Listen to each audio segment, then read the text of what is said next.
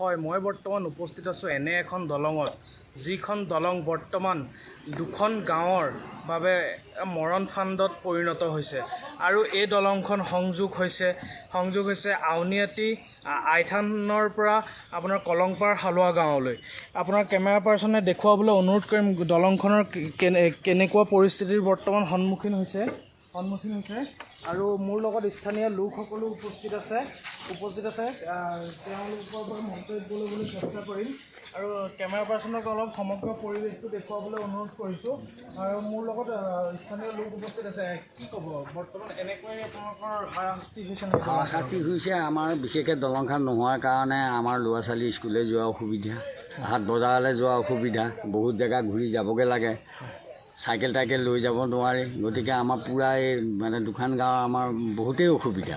এইটো আপোনাৰ বহমপুৰ সমষ্টি আৰু ৰূপহী সমষ্টি সংযোগো কৰিছে সংযোগ দুইটা মানে উমৈহতীয়াত পৰিল আৰু হয় সেইটো কাৰণে এনেকুৱা এতিয়া হয় 37 নং ৰাষ্ট্ৰীয় ঘাইপথৰ পৰা আপোনাৰ কলংপাৰ হালোৱা গাঁৱলৈ হয় কলংপাৰ হালোৱা গাঁৱৰ 37 নম্বৰ ঘাইপথৰ পৰা হয়। এইটো কিমান বছৰৰ পৰা এনেকৈ দুৰ্ভোগ ভুগিবলগীয়া হৈছে? এইটো এনেই 3 বছৰমানৰ পৰাতো মানে এতিয়া মানুহ আহিবলৈ ভয় কৰে এইপিনে হয়।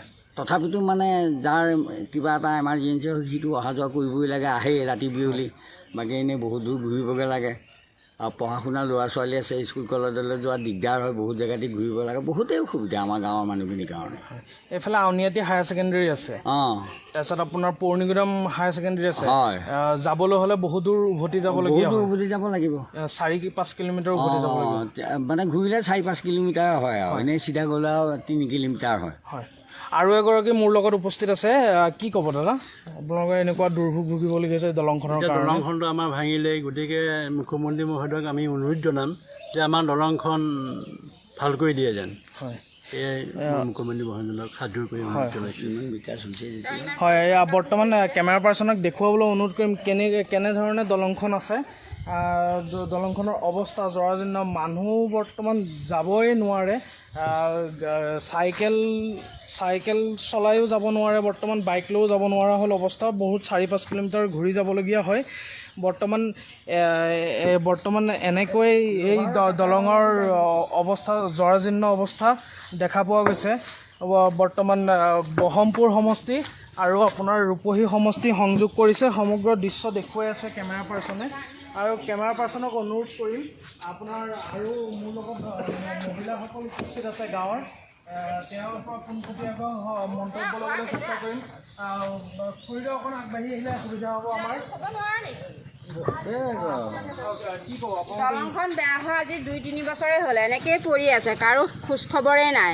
এতিয়া ৰাইজৰ অনুৰোধ জনাইছে, চৰকাৰেতো ভাল কাম কৰিয়ে আছে, তেখেতসকলে আমাৰো এই কামভাগ কৰি দিয়ে যেন তেখেতসকলক আমি অনুৰোধ জনাইছোঁ আমি ৰাইজৰ ফালৰ পৰা। হয়, বৰ্তমান এইটো দুটা সমষ্টি আপোনাৰ সংযোগ কৰিছে, ৰূপহী সমষ্টি আৰু আপোনাৰ বহমপুৰ সমষ্টি, দুজন MLA আছে, কি ক'ব তেওঁলোকলৈ? আমাৰ ৰূপহী সমষ্টি পৰে, ৰূপহী সমষ্টি আহে চাই, বহমপুৰ সমষ্টি কিন্তু অহা নাই আজিলৈকে, কিন্তু ৰূপহী সমষ্টিৰ পৰা আহি পিনে চাই পিনে গুচি যায়, একো খোজ খবৰেই নাই। এতিয়া এনেকৈ থকা কিন্তু আজি 3 বছৰমানেই হ'ল, স্কুল কলেজ যোৱা বহুতেই অসুবিধা হৈছে, বহুত দূৰ ঘূৰি যাবগৈ লাগে। কিন্তু আমাৰ মেইন ৰাস্তাৰ ওচৰতে দলংখন সাৰিয়ে আমাৰ ৰাস্তা পায়, কিন্তু দলংখনৰ কাৰণে বহুত দূৰ ঘূৰি যাব লাগে। আপোনালোকে নগাঁও টাউনলৈ সকলোখিনি আমাৰ বজাৰ সমাৰ টাউনত যিমান কাম থাকে, কলেজলৈ যোৱা ল'ৰা ছোৱালী, স্কুললৈ যোৱা ল'ৰা ছোৱালী বহুতেই অসুবিধা। আমি হেমন্ত বিশ্ব শৰ্মা ডাঙৰীয়াক তেওঁক অনুৰোধ জনাইছোঁ, তেওঁ যাতে আমাৰ এই কামভাগ চাই দিয়ে আৰু। ঠিক আছে,